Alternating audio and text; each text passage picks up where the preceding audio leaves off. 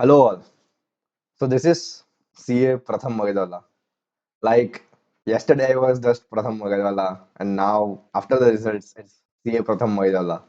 And it have been a journey of all the turmoils, all the things that have been brought up, self doubts, late nights, जो भी थे वो worth it लगता है यार कि भाई बन गए, खत्म हो गया ये एक जो पड़ाव था, जो एक स्टेज था, it just gets completed and it feels so worthy and it feels like हाँ भाई आई हैव डन समथिंग कि भाई कंप्लीट हो गया एंड अच्छे से हो गया। So I will share the journey of mind कि भाई कैसे मैंने शुरू किया था, कहाँ से पढ़ा, कितना पढ़ा, क्यों पढ़ा।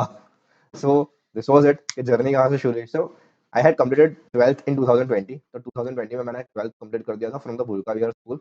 It is in Surat, I am from Surat.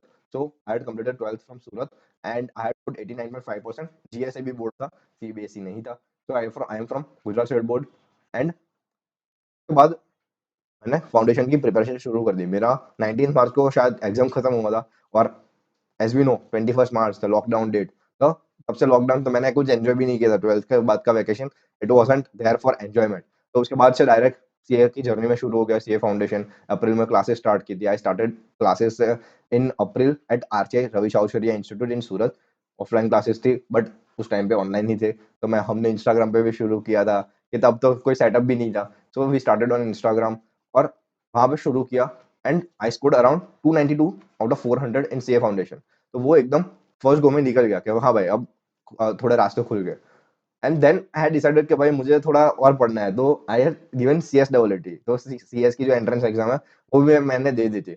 But after giving CA foundation वो CSEET it's just a cake walk. तो उसमें मैंने 150 अराउंड स्कोर किया। 150 आउट ऑफ 200 मैंने स्कोर किया इन सीएस डबल एटी। तो वो भी क्लियर हो गया। और सीए फाउंडेशन का रिजल्ट आया था आई गेस, हमने दिसंबर में एग्जाम दी थी, दिसंबर 2020। तो फेब 2020 में उसका रिजल्ट भी आ गया। बट हमारे क्लासेस शुरू हो गए थे अराउंड दिसंबर एंड। बट वो प्रोविजनल क्लासेस थे, पता भी नहीं था कि भाई पास होंगे फेल होंगे। तो वो प्रोविजनल की तरह ही चलते रहे। मैंने भी कुछ पढ़ा है नहीं, क्लासेस चल रहे हैं बस, देख रहे हैं, तो पढ़ा तो कुछ नहीं।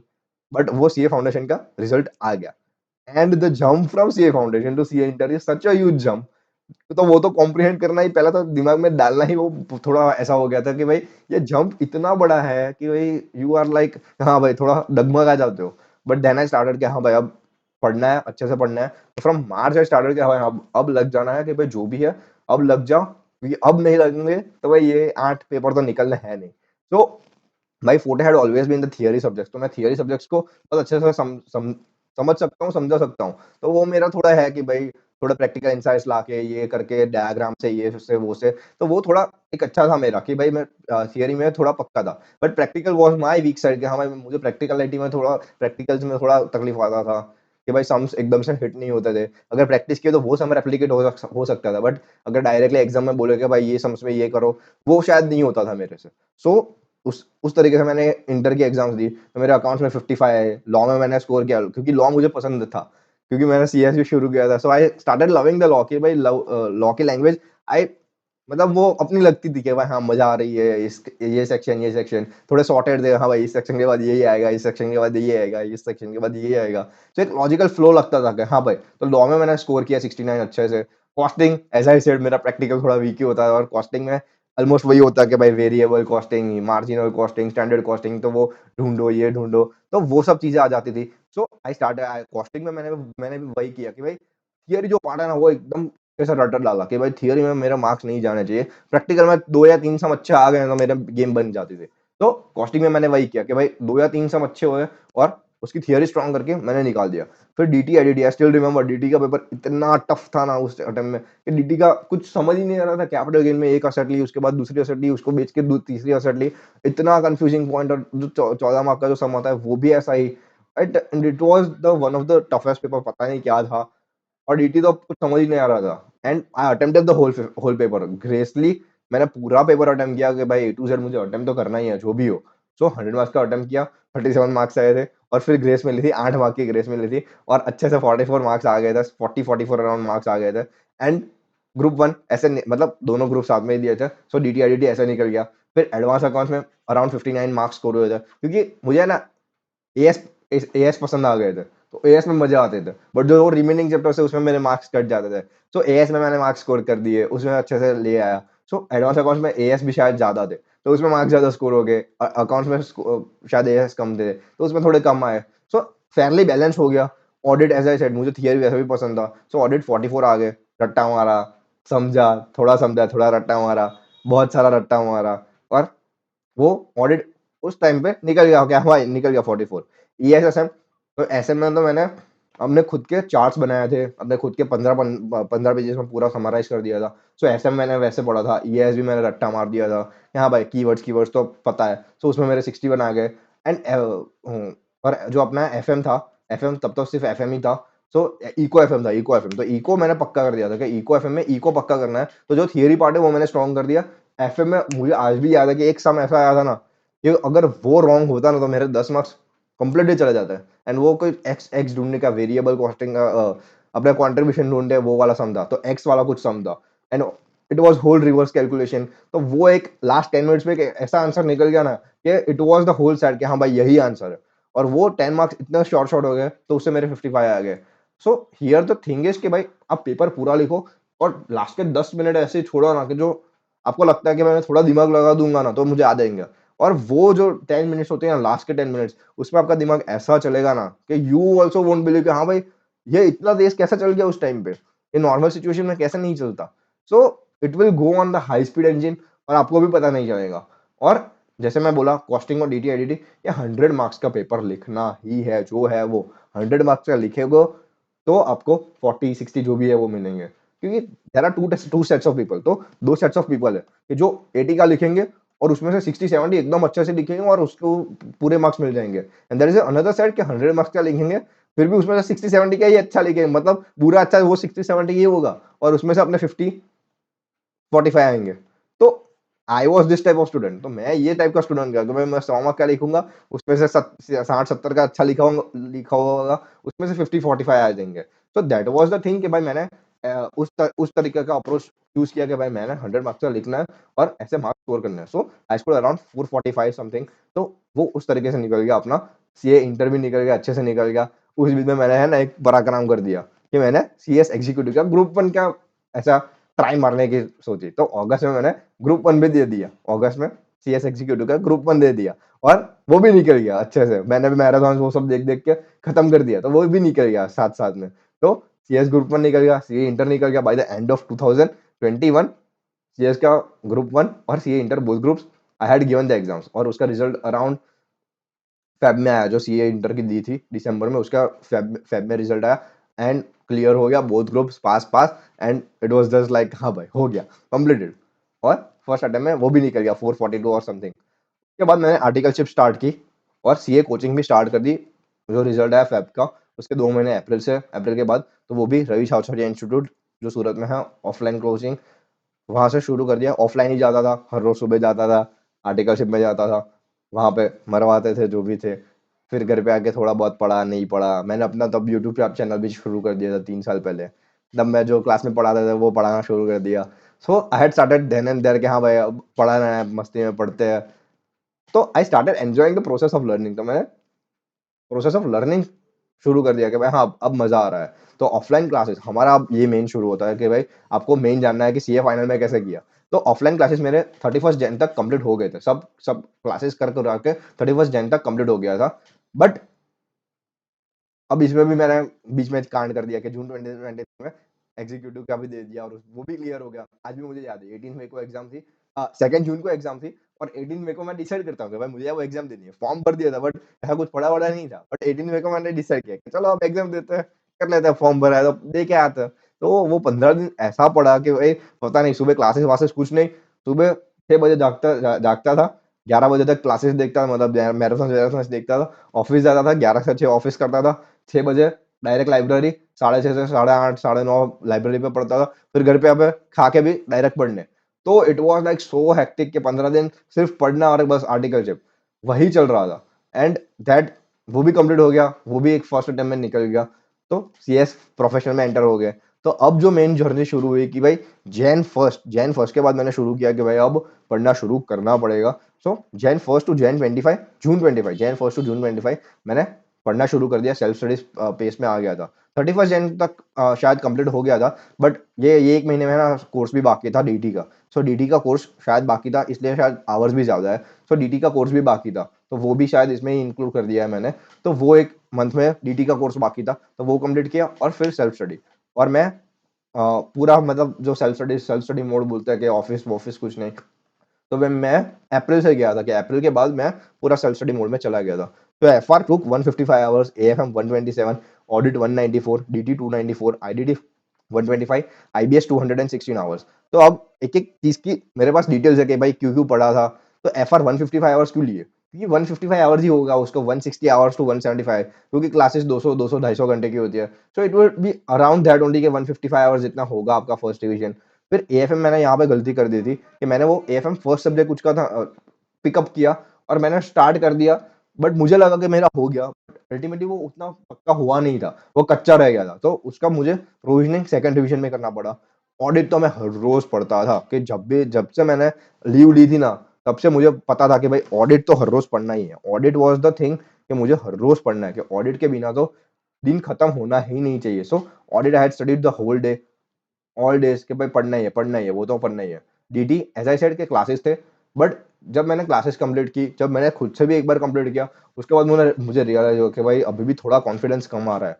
तो उस टाइम पे मुझे ना शीरीष व्यास सर के लेक्चर से क्वेश्चन आंसर सेशन के, तो वो मैंने देखे 40-50 आवर्स के जो थे, 50 आवर्स मैंने इतना अच्छे से वो देखा था कि भाई एकदम शिद्दत से देखना है, एकदम अच्छे से क्वेश्चन करने हैं। तो वो 50 hours was just so worth it कि उससे जो कॉन्फिडेंस बिल्डअप हुआ। सो यहाँ पे वो आवर्स बहुत ज्यादा निकल गए, डीटी में देना पड़ेगा। मैंने हमेशा से बोलता आ रहा था सबको कि दो ही सब्जेक्ट फेल करवाते हैं, या तो ऑडिट या तो डीटी। तो वो दो सब्जेक्ट ऐसा है ना कि भाई हर रोज पढ़ना है, चाहे जितना पढ़ सको ना पढ़ लो, क्योंकि यहाँ पे आप देखोगे ना अगर टोटल आवर्स में भी, तो 518 एंड 563.5 वो ऑडिट और डीटी ही है, क्योंकि ये दो सब्जेक्ट ही ऐसे है कि जो फेल करवा सकते हैं। बाकी करवाता है, but there is a high probability कि ये दो ही होंगे जो सबकी नैया में आते हैं, जिसकी सबकी जर्नी में आते हैं। फिर आईडीटी 125 आवर्स, वो भी सॉर्टेड सब्जेक्ट है, एकदम माइल्ड सब्जेक्ट है, सॉर्टेड सब्जेक्ट है। हाँ भाई इतना इतना पढ़ना है, 400 पन्ने पढ़ने हैं। रिद्धि वाघमार मैम की मैंने वो बुक ले ली थी, 400 पन्ने पढ़ने हैं, उसके क्वेश्चन बैंक करनी है, खत्म हो गया। सॉर्टेड सब्जेक्ट था। So I had done that. IBS, ये आईबीएस नहीं है, मतलब ये एससीपीएम लॉ जो भी अपना स्पॉम वाला जो जो था चोचला, तो वो है। उसमें भी मुझे टाइम देना पड़ा मी में, ये लेक्चर्स देखो, ये करो, स्पीड बढ़ाओ, एक्सटेंशन करो, उसके बाद एग्जाम्स दो। तो जो भी था वो सब आईबीएस के टाइम पे करना पड़ा।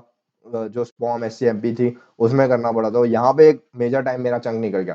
तो ये एक बहुत मुझे लड़ा, क्योंकि उसके बाद मैंने मेरे से मॉक टेस्ट ही नहीं दी पाई, क्योंकि रिविजन से कंप्लीट नहीं हो रहे थे। फिर मैंने जून 26 से सितंबर 10 शुरू किया सेकंड रिवीजन। जून 25 तक मैंने पूरा एक बार रिवीजन कंप्लीट हो गया था। फिर एफआर में 133 आवर्स, 186 मैंने बोला। एएफएम में जैसे कि फर्स्ट रिवीजन में मुझे लगा कि मुझे आ रहा है था, बट मुझे कॉन्फिडेंस नहीं आ रहा था। So I had to give 50 hours more, 50 hours extra देने पड़े। पोर्टफोलियो डेरिवेटिव्स है, जो अच्छे अच्छे चैप्टर्स, ए कैटेगरी चैप्टर्स है अतुल अग्रवाल सर के एबीसी एनालिसिस के अनुसार, तो वो एकदम पक्के किया गया भाई, इसमें तो जो मार्क्स जाने ही नहीं चाहिए, तो वो पक्के किए। फिर ऑडिट जैसे मैंने बोला हर रोज पढ़ रहा था, तो ऑडिट में ऑलमोस्ट वही सेम सेम आके आ गया बेंचमार्क्स। डीटी डीटी गॉट लो नाउ, क्योंकि पहला रिवीजन उतना इंपॉर्टेंट था ना। डीटी का first revision is such important thing ना, कि अगर उसमें आपने ग्रिप बना दी ना, तो second third revision fourth revision एकदम सॉर्टेड हो जाएगा। एएफएम में मेरा भूल वही हुआ कि भाई मैंने फर्स्ट रिवीजन कच्चा कच्चा किया, तो मुझे सेकंड रिवीजन में ज्यादा टाइम देना पड़ा। तो first revision is such important thing कि भाई आप जो फर्स्ट रिवीजन में कर रहे हो ना, वो पक्के से करो, अच्छे से करो। और मैं ना एक सब्जेक्ट एक दिन में पूरा नहीं पढ़ पाता था, मुझे दो तीन तो चाहिए होते, दो तो चाहिए होते। दो के नीचे तो मैं कर ही नहीं पाता। तीन तीन भी हो जाता था, कभी कभी चार भी हो जाते थे। सो आई हैड दैट थिंग कि भाई मुझे दो पढ़ने हैं, तो मैं उस हिसाब से ही बैलेंस करता था। फिर डीडी 144 आवर्स में कंप्लीट हुआ। आईडीटी एज आई सेड कि वो उतना समय लेगा ही, 120 आवर्स लेगा, वो 120 आवर्स ही लेगा पहले दो रिवीजन में, आप वो कम नहीं कर पाओगे, वो उतना ही लेगा, वो दो पहले दो रिवीजन में उतना ही टाइम लगेगा। फिर आईबीएस का तो ठीक है, वो तो टाइम पास फिर शुरू हो गया। अब थर्ड रिवीजन में ना टाइम कट डाउन शुरू करना शुरू हो जाता है। यहाँ पे आधा हो गया, यहाँ पे भी आधा हो गया एएफएम में। ऑडिट इट वाज लाइक कि हाँ भाई अब थोड़ा कम होना शुरू हो जाता है। डीटी भी आधा हो गया, आईडीटी भी आधा हो गया। तो थर्ड रिवीजन के बाद आपका आधा होना शुरू हो जाता है कि भाई now you will be like हाँ भाई अब चीजें ग्रास्प हो रही है, फटाफट हो रही है। So now you will move to half, मतलब आपका आवर्स बहुत स्पीड अप हो जाएगा। तो यहाँ पर 77, 70, 88, 77.5, 61, तो वो हो गया। अब आप सोचोगे कि थर्ड डिवीजन में फोर्थ डिवीजन में भी आधा हो जाए, तो वो नहीं होगा। That would be very difficult कि थर्ड डिवीजन के बाद फोर्थ डिवीजन भी ऐसा आधा आधा करके निकल जाए, वो नहीं होगा। सो थर्ड के बाद फोर्थ में भी टाइम लगेगा। So it took a substantial amount of time. तो 77 के 61 आवर्स हुए, फिर 70 के 58 आवर्स हुए, 88 के 54 आवर्स, 77.5 के 48। तो वो आधा नहीं होगा, इट वुड बी 1.5 और somewhat that sort of thing, कि भाई आधा तो नहीं हो सकता वो, क्योंकि सब्जेक्ट्स है सीए फाइनल के। And that's how I completed the whole journey. और जो फाइनल फिगर आया, ये मैंने ऐसे नहीं मैंने सेटिंग नहीं की कि भाई ये डायरेक्ट अल्टीमेट फिगर 2500 आवर्स आया। So I had given 2500 hours to this CA final, that's my self study. आगे के क्लासेस वो सब, that wasn't the thing. This 2500 hours is the pure self study that I had done.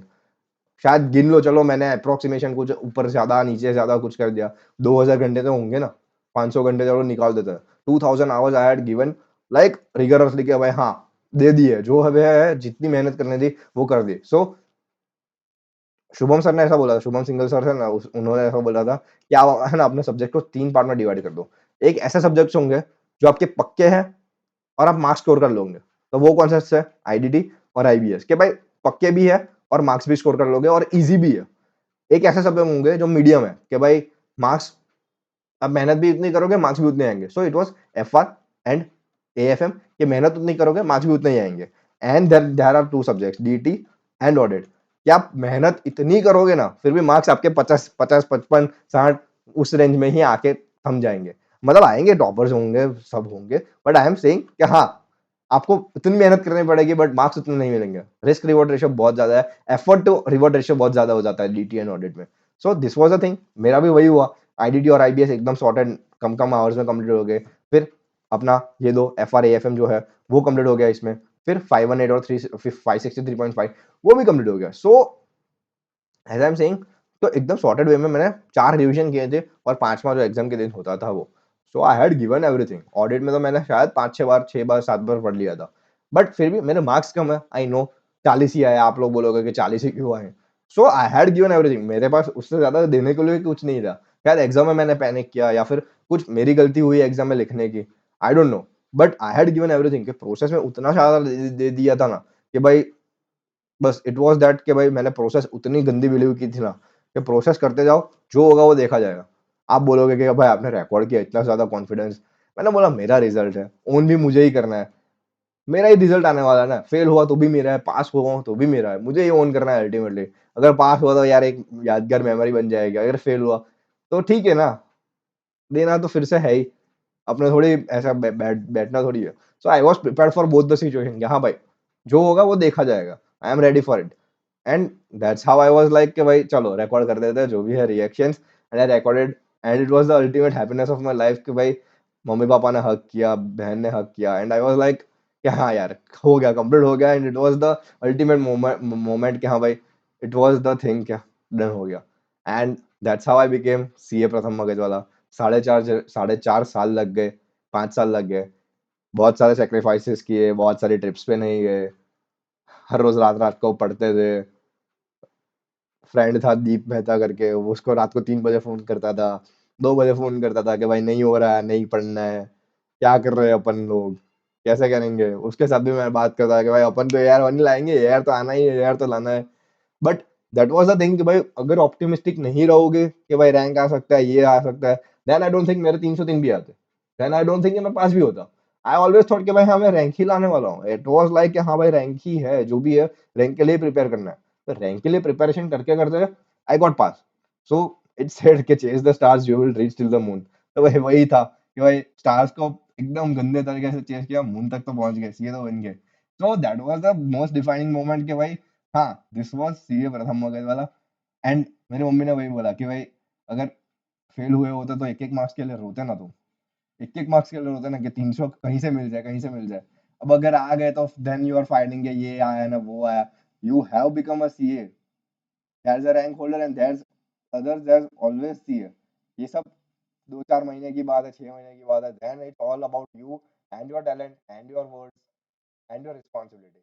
तो I was like कि भाई हाँ भाई छोड़ो अब ये सब चीजें, जो भी है it is done and dusted, भाई सीए बन के खत्म बात, it is all। that was the thing कि भाई खत्म हो गया, सीए प्रथम मुकेश वाला बन गए। एंड चल रहा है जो भी चल रहा है, स्पॉम स्टडी भी पढ़ा रहा हूँ, वो भी खत्म करूंगा, एंड देन देखते हैं आगे लाइफ में क्या करना है। But this YouTube family will stay because I have created it with my own heart. It was my passion, and I had like given it three years, मतलब 3 साल पहले मैंने ये चैनल शुरू की थी, and I was uploading videos क्योंकि मुझे मजा आती थी। I was enjoying the process। हाँ भाई, ये मेरा चीज है, मस्ती है मेरी, है कैमरा शुरू करना, कैमरे के सामने बोलना, एक्सप्लेन करना, ये मेरी मस्ती है। तो I had given it all, और ये चैनल हमेशा आपके लिए है। कुछ भी हो, just DM me, just message me, हूँ ही इंस्टाग्राम पे, हूँ टेलीग्राम पे, हूँ। So this is your channel, this is my channel, this is our channel. बनाते हैं, बनते हैं सीए, और जस्ट लाइफ में एक्सेल कर देते हैं। So that was it. Me Pratham Magela signing off. Thank you all of you जिसने ये वीडियो देखा, नहीं देखा, एंड दैट्स इट।